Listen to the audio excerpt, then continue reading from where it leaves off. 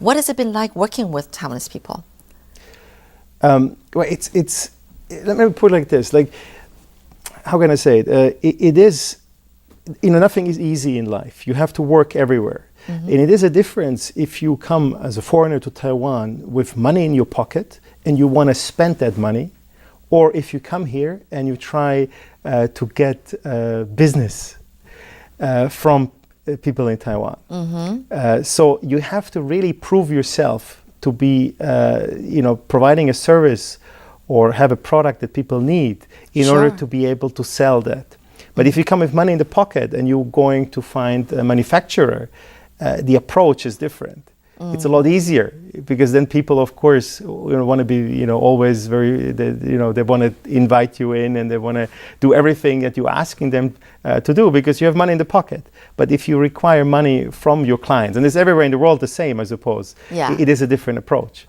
So, but what I've seen in Taiwan on another aspect, I'm extremely, still very impressed every time I use the Jaeyun, the MRT, the metro here in Taipei. It's fantastic. It's probably, my wife can be at 11 o'clock at night anywhere in Taipei City and it's super safe.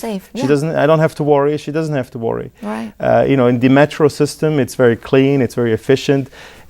Basically, it almost makes people, how to say, the brain's dormant because you don't have to think. You can just enter the system and you can go anywhere in the world in Taipei, and it's very convenient. The time can be measured. The trains are running 100% on time. They're always, it's always perfect. So I'm super impressed. Taipei also had, not anymore, but used to be the largest, building in the world. And we have to understand that this is in an area where earthquakes are very common, where basically 200-300 earthquakes happen a year. That's right. And I don't want to scare people because it doesn't scare people here, right? So generally.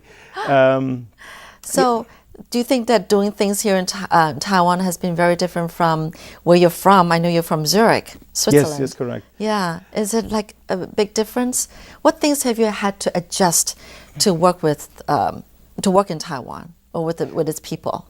Well, to be honest, I don't feel it was an adjustment because also I have to say that the field I'm in, I'm talking to a lot of people who have been internationally educated and I feel people are very internationally exposed. Due to the fact that Taiwan is an island, it makes a lot of people travel the world. I mean, you yourself, I think you've had also a very interesting journey throughout the world where you've seen many things and that's true. Yeah. And experienced many things also.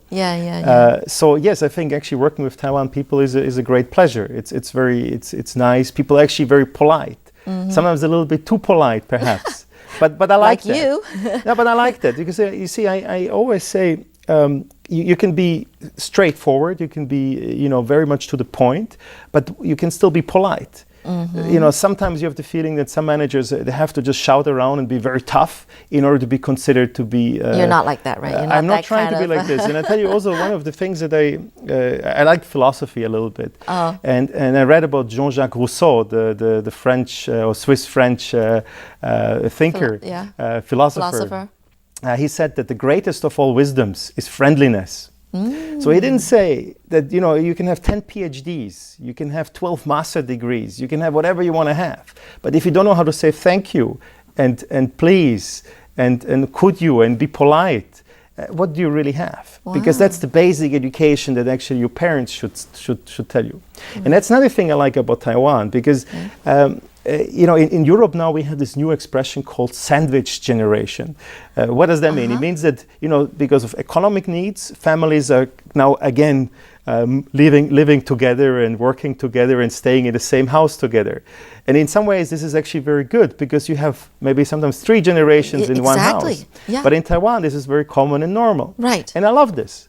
Because it shows the importance of family, and it basically makes you respectful to the older generations, and you also you interact with each other in a very nice and usually respectful way. And I hope that Taiwan will always stay like this because I love that part of course, because it is the most important institution everywhere in the world is the family, and if the family is strong, you can also build a very strong state.